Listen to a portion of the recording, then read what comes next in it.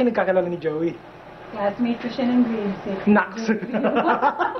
Okay, and then what happened? We parted ways like high school, iba na kami ng school, and then college nag-meet kami. Wow, typical love story ng mga Pinoy, ha?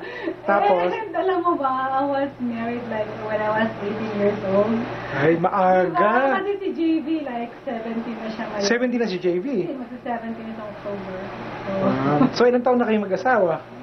mag-17 na rin. Oh, napadalan mo naman ng balikbayan box si Mister? Iba sa atin talaga ganyan, no? Gusto ko sana, kaya lang ang problema, hindi ako nag-drive. Oo. Meron naman talagang mga company na pumupunta at pinipick up ang mga balikbayan box. And I'm very sure, matutuwa at tatalong sa tuwa. Padadala mo sa Pilipinas, lalo na si Mister. Kaugalian po nating mga Pinoy ay magpadala ng mga balikbayan box po sa Pilipinas. Kaya para po sa mga bagong dating, unang-una niyong dapat malaman is kung papaano po mag-pack ng inyong balikbayan box. Alam mo ba yan, Vivian, na may mga techniques dyan? Ron, hindi ko pa na-try yan. Akala ko lang kasi lagay ka lang ng lagay sa balikbayan box. So we ask our friends from Aerosend, the Balikbayan Box Company, at ito po ang mga tips nila. Ilalagay natin yung plastic lining para maprotektahan yung ating mga items. Okay, because we want to separate different goods from different items. You know, we had food, we have clothing, we have toiletries, and we don't want each other to contaminate. Take 2 plastic bags, lay it down like this, and then you start to stuff your items inside. This one is what we call an easy open can. Pag inilagay mo lang ito basta sa box na ganito, there is a possibility that this might pop. So, pag nabuksan yan, mako-contaminate na yung buong shipment mo. So, what we recommend that you do is, so that this will not pop out, put it in a separate box like this. Mga easy open cans. Ngayon naman, ipakikita namin sa inyo yung chocolate. Kasi ang problema sa atin sa Pilipinas, mainit, di ba? Ang tendency ng ating chocolate ay mag-melt. Tapos pag nag-melt yan, mawawala na yung integrity.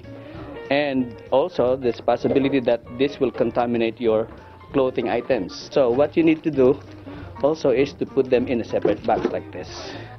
Mahilig din tayo magpadala ng mga shampoo at mga sabon.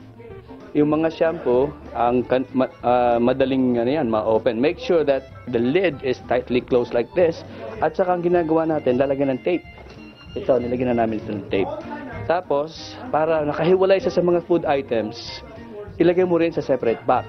Now, we are ready to pack everything inside the box. Make sure that when you have boxes like this, fill it up. Punuin mo ng husto para masulit yung lahat ng space. Ang ilalagay natin una, yung box that is the heaviest, we'll put it in the middle. Kasi yan ang center of gravity para hindi wobbly yung box natin.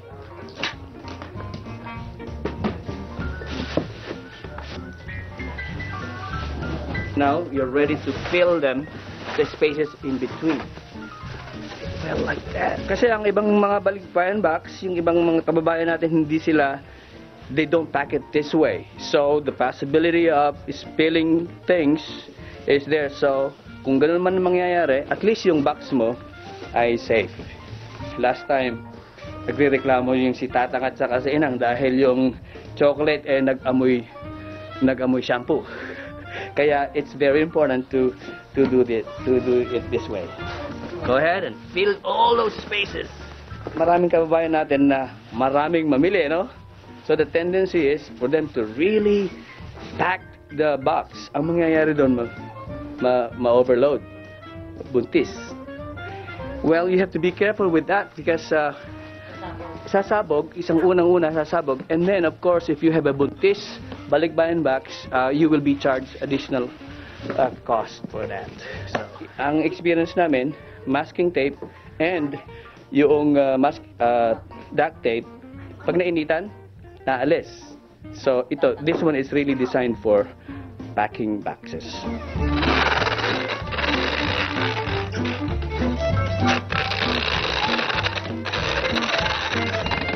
After you seal it, the last thing is putting on the labels. There are 2 ways of doing this. It's either you write it longhand or you just print it like this.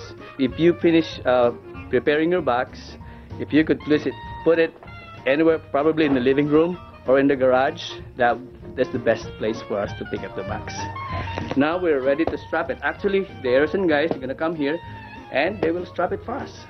The most important thing is when you ship, you make sure that you fill up this form. This is your proof that you sent a box, signed by the one who is sending it, and then signed by the company who picked it up.